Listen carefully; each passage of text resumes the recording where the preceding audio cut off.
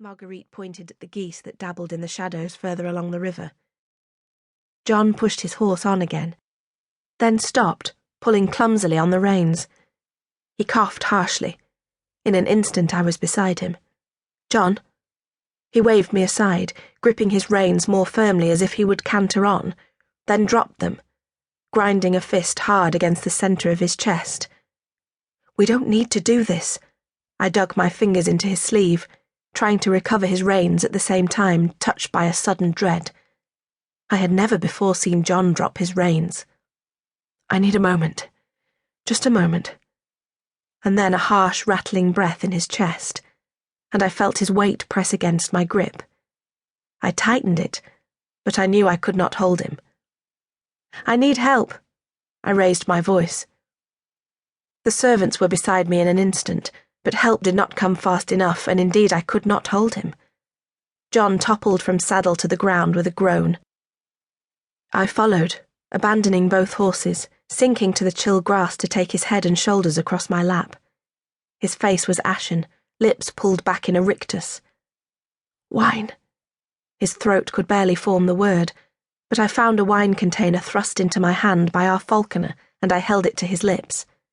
He could not drink. It splashed from his mouth onto his tunic, onto the grass. "John, listen to me." I strove for calm. "We will get you home where you can rest." He could not speak, his breathing becoming more laboured, and then with a cry of sheer agony I felt the muscles in his body stiffen against the pain. "What can we do?" I looked up in momentary panic at the huntsman who had come to kneel by my side. "He cannot ride. You must return to the castle and fetch a wagon." His hand closed over my shoulder. "Not now, my lady." "But we must. He cannot lie here." "Not now."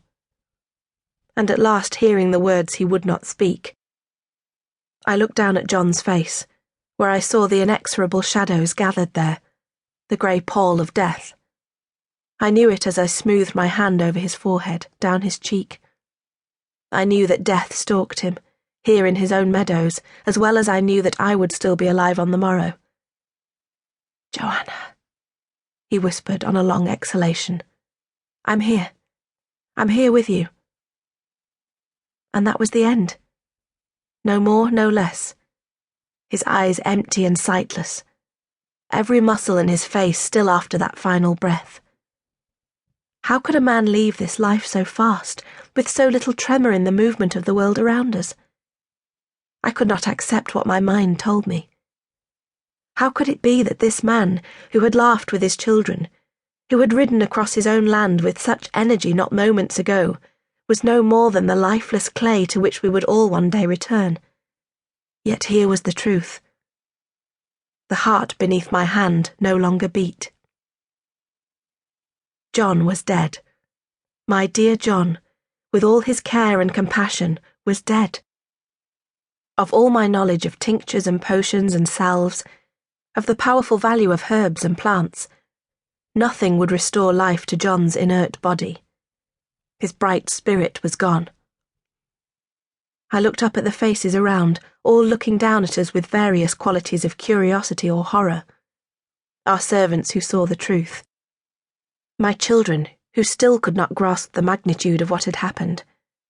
I found myself staring at my eldest son, at John's heir, who, at 10 years old, was observing his father with some species of shock that had drained his young face of all its colour. He was now Duke of Brittany, with all the nobility and authority dependent on that great inheritance. So young, so inexperienced, so lacking in knowledge of the world. He would never prove to his father that he could read and write. He would never win the promised goshawk. I saw the instinctive swallow in his thin neck. Perhaps it was being driven home for him at last as I stood, and began to issue detailed instructions, dispatching 2 servants to fetch a carriage, for I was determined John would not travel on that final journey home across the saddle of his horse.